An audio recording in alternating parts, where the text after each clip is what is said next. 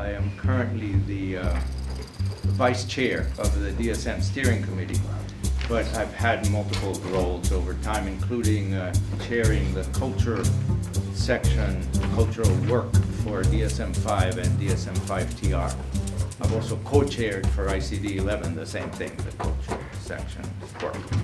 So if you have critiques about the culture work in DSM-5-TR or 5, please bring them to somebody else. No, to somebody else. No, actually, I'm very happy to hear any comments or questions you have about that once you can hear my slides, see my slides.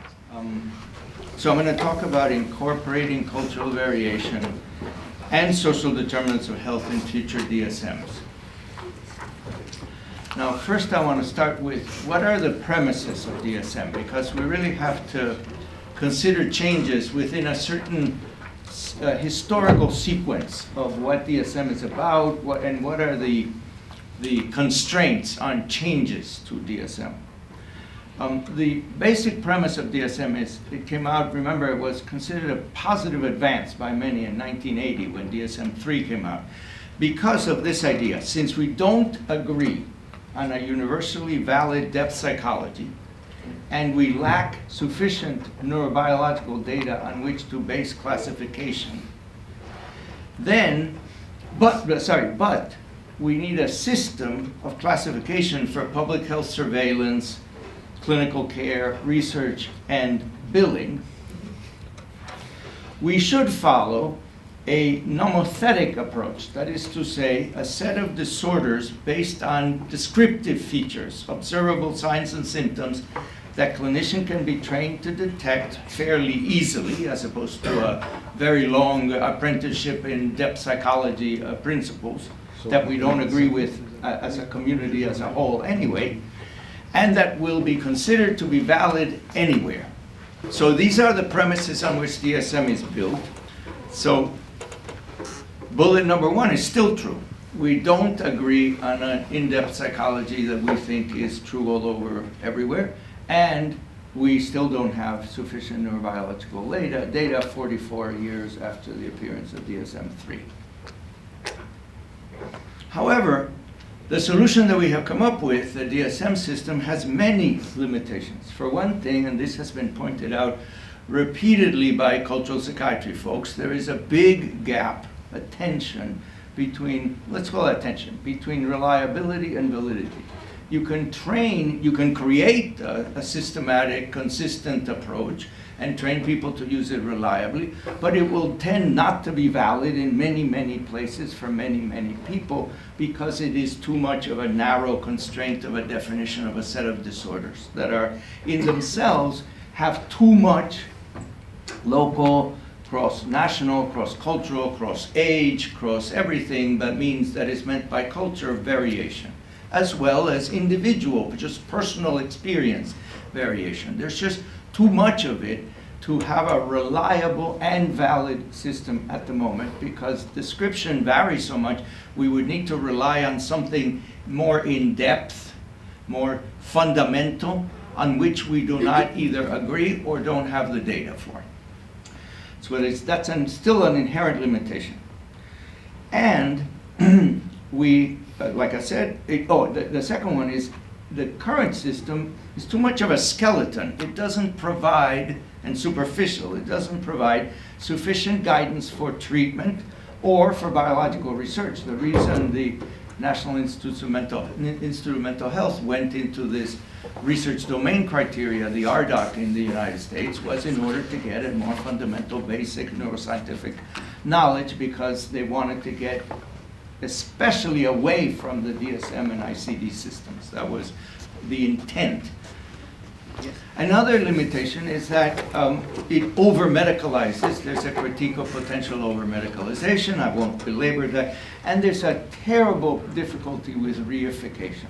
It is much more difficult, much more pronounced than we, I think, tend to think about it. The more I think of reification, the more of a bugbear it becomes. We think of these as things, as disorders, as natural kinds, things that experiences, conditions that people have as opposed to processes. They are in some ways completely external to them as opposed to just a heuristic, a way of describing processes of being in the world and of suffering and of having internal dynamics that are much more fluid, processual than like an infectious disease, if you will. Even those are processual, but these are even. So therefore, DSM structure is very constraining. It is very constraining by definition. And what happens in the room when you're sausage making, so to speak, is that you propose a thing and you realize that that's outside the constraints. It doesn't fly because it doesn't fit the boundary of what the thing is supposed to be. It's too much outside. One of the very great difficulties of DSM-5, which essentially the process of making DSM-5, which drove the APA a little bit nuts. So much trauma and risk that they almost decided, gave up on the idea of making more DSMs. We can answer that later, discuss that later if you like. But one thing that got in the way is that Darrell and Kupfer, Regier and Kupfer, opened the door to any number of ideas. They say, okay, no inherent constraints, or very few. Let's see what people want to do.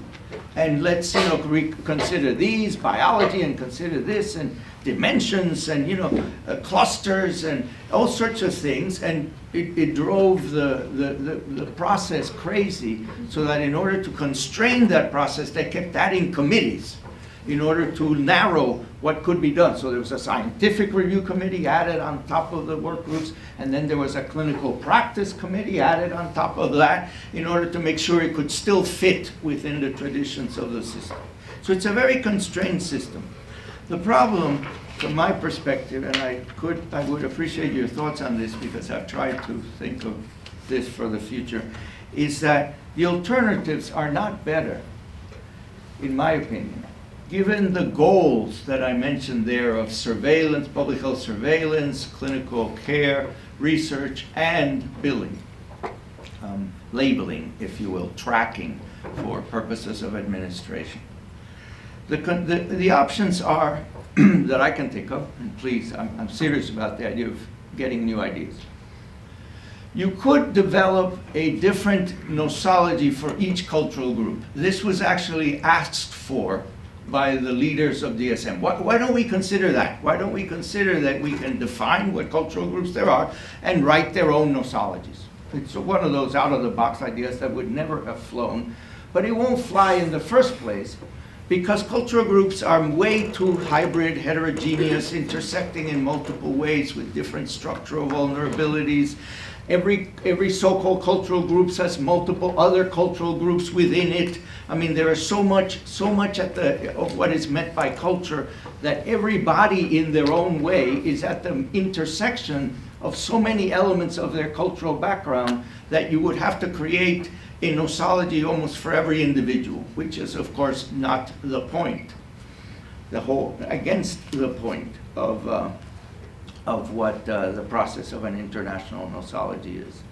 And if you created something a little bit bulky, like, okay, let's say 10 things, you would then have to define 10 nosologies. You would have to find the nosology for that particular person.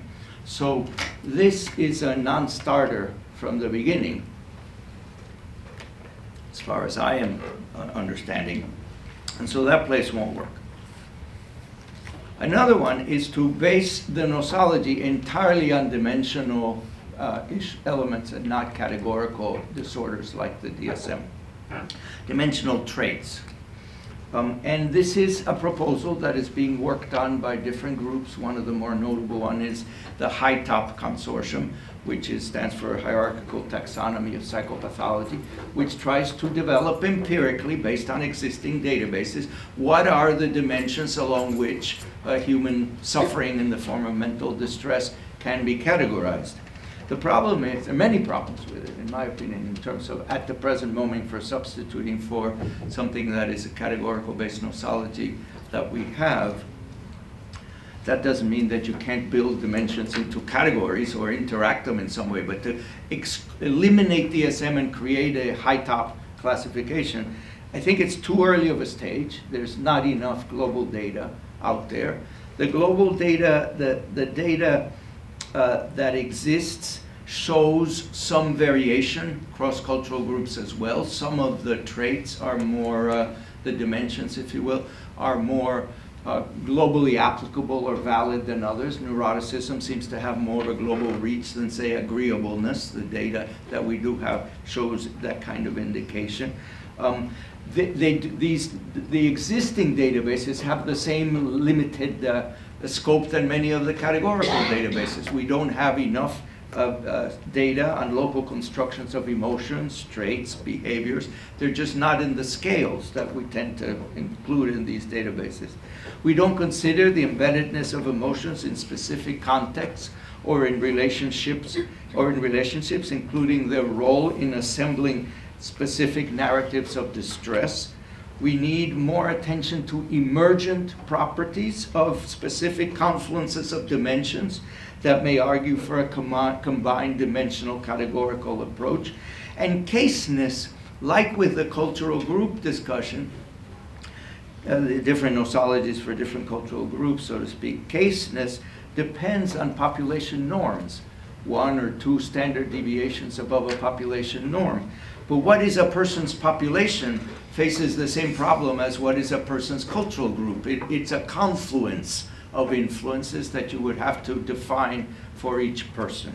So at present, that one by itself, it may, DSM-5 took steps towards adding dimensions. There's some discussion about dimensions, but to do away entirely with DSM and substitute it with a dimensional approach doesn't by itself solve the problem. Another one is, why don't we define conditions based on the exposures, like the so-called exposome? These are the typical reactions to living in a conflict zone. So you would have a conflict zone nosology. Part of the difficulty is that the number of adversities is innumerable, and there's also a lot of redundancy among the various exposures. They tend to lead to a series of similar types of conditions. The final one is, why don't we create a nosology based on cultural concepts of distress? And though I worked on cultural concepts of distress my whole career, basically, CCDs, or idioms of distress, cultural concepts of distress, are too radically contextual, polysemic, fluid, and potentially innumerable to be a nosology. Cultural concepts of distress are created every day. They have multiple meanings in multiple groups. They mix, and that is part of their point, they mix a healthy adaptation with pathological distress, with the same rubric. So you would have to distinguish one aspect of cultural concepts from the others. They're not all syndromes. They're causes, idioms, ways of expressing, whole languages of distress that are not syndromic like ours are developed. In a sense, what DSM is a descriptively based distillation of all of these approaches into this kind of a system we have now. And so far, I haven't reached a better way of doing it in my own mind. So I'm very happy to hear your thoughts, despite its limitations.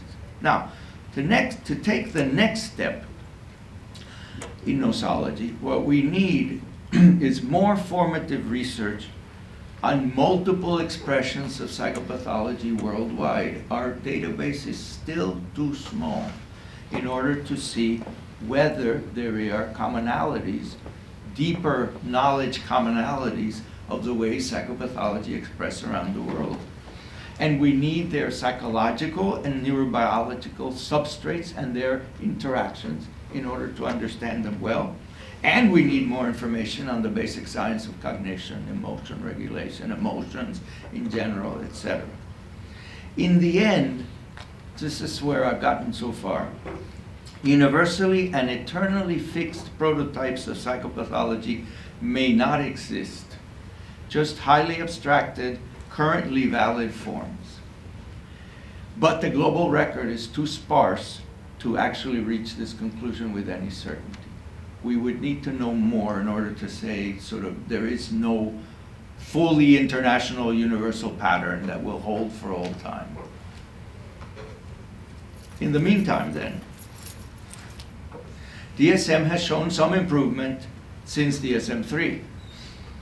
Somebody asked me recently if I felt I had been pushing a rock up a hill with and it falling down on me, I suppose is the implication, through all these decades. And I think there's been some improvement. DSM-3, if I remember the story, was that there has a, maybe it's 3R, one or the other, had a paragraph on cultural variation in the introduction that came out because Bob Spitzer called up Arthur Kleinman like a few weeks before the thing was ready to go to the publisher and said, oh, we have nothing on culture, can you give me a paragraph? So we've come a long way from there, but now it needs to pay more attention, and I have 3 areas that I propose for DSM. People hesitate to call it 6, but that is because they're still traumatized from DSM-5. It was a lot of money and a lot of risk, and they were very afraid they would lose millions on DSM-5 because it went on for so long and it had been so open that they don't want to repeat that. We can, like I said, if you want to talk about it with the panelists, we can. But the idea is, now we're talking about DSM-6, but we don't even call it DSM-6, we call it the future of DSM, okay? So we need to pay more attention to subjective experience of people with mental health conditions. This needs to be a part of the development. The impact of social structural context on psychopathology and cultural variation, continue on cultural variation in psychopathology. About subjective experience, there has been a concerted ignoring of the inclusion of people with lived experience in the development of the manual. It's not accidental. There is a concern that somehow they will not fit, they will not understand the premises, the constraints on which we work. You see what I mean? There's this kind of, you can't do that here. Is sort of when you say certain things, that's not what the manual can tolerate. And so including people with lived experience in this process, meaning people with declared lived experience, because they really don't know how many of the people who are creating the manual have lived experience. It's just that they don't ask, right? And we don't tell necessarily most of the time. But there needs to be a more integrated approach. And the ICD process did try to do this. It had a series of focus groups about the ICD-11. And the people with lived experience that they assembled in those focus groups mentioned about many of the descriptions and labels and so on of the disorders were considered stigmatizing, incomplete. They wanted to substitute certain names for the names of the disorders. Aspects of functional impairment were not nuanced enough.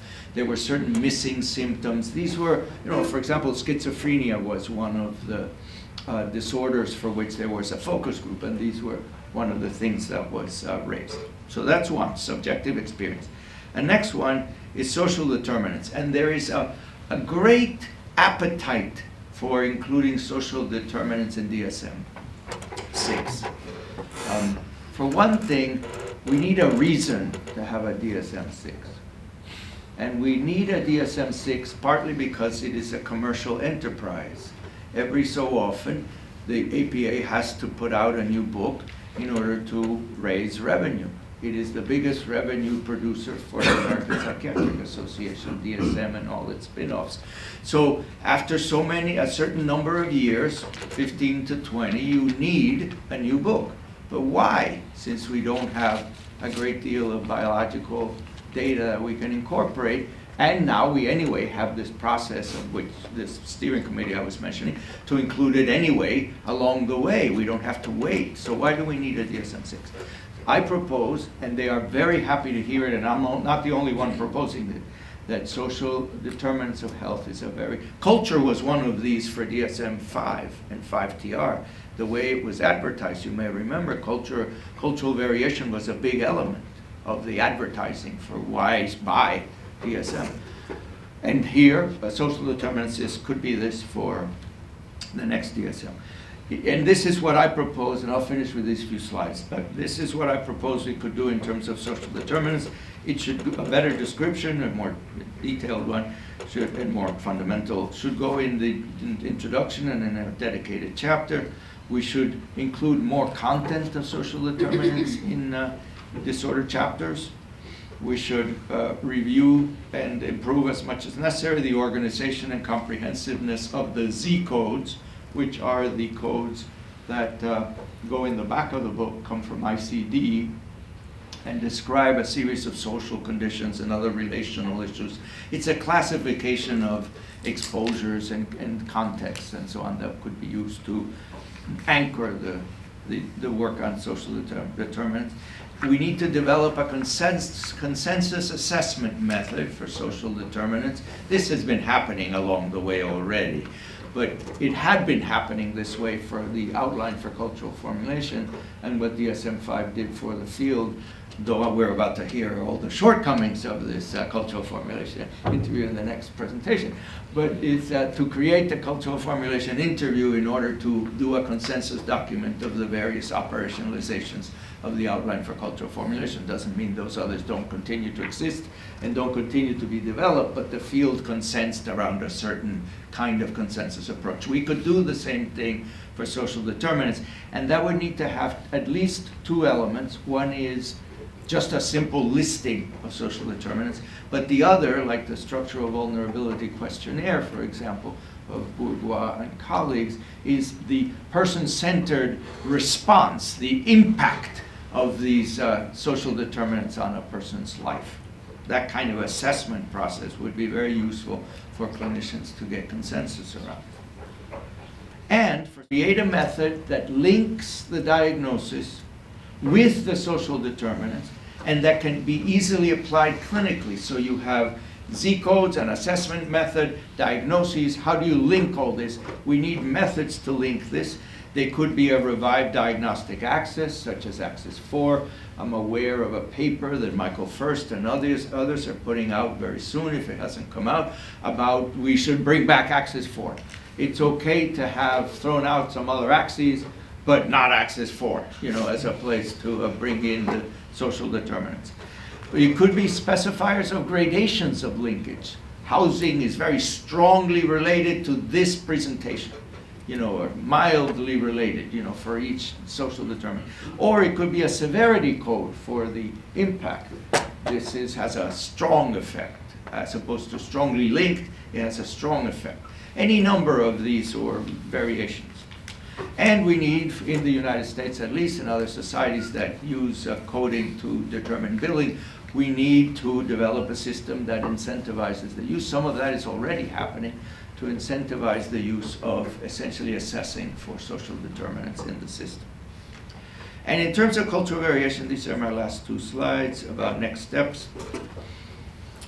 I suggest that we need to focus DSM, to in some ways merge DSM and ICD's approach to a certain extent, and focus DSM on the higher order organization of intra-disorder domains. So for example, the way that PTSD has a number of subdomains, and within the domains there are symptoms.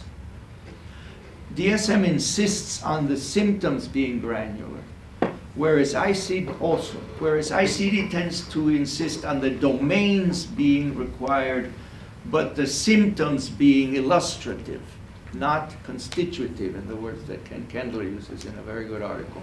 They're examples. The symptoms are examples rather than required building blocks. If you elevate to a higher order and you have required building blocks for disorders, but exemplary symptoms within disorders, this gets you a little bit away from the reliability conundrum, just one step removed. You still have some reliability issues, but it gives you don't have to have exactly those symptoms. You could have other symptoms that, for example, in panic disorder, you have an autonomic arousal. Why do we need to have exactly those, 10 out of the 13 or whatever it is, symptoms of autonomic arousal. There's a lot of evidence that shows you that there are other symptoms of autonomic arousal that are more common in certain other places. Why not you say a clinically significant level of autonomic arousal? For example, like ICD does, and give a few examples, a number of examples. And you could insert cultural concepts of distress in there if they fit, or other local expressions of autonomic arousal. That's all fine, because the higher order level of autonomic arousal is what you need to have to diagnose. So there's that. And again, these are the 2 points I was making. We could even, if the data does not yet exist, we could collect the data. It could be part of how we build out a disorder. We could change the disorders if the new data doesn't fit. And we should accompany that with initiatives to foster research on cultural variation and on the relationship between social determinants and specific disorders. We should develop data systems to log information from patients and useful macro-level data on local context and risk factors. For example, you were talking about this a little bit, the pitfalls of identifying neighborhoods with high crime. You could use data like that as suggestion elements in an EMR and an EHR in order to give for each person's address what sort of determinants might be there. Food deserts, and we could compare the usefulness of objectively and subjectively assessed social determinant information, and we should do advocacy work to foster social change, to cover costs of these social determinant related clinical work as well as cultural assessment work. I'll stop there. Thank you very much.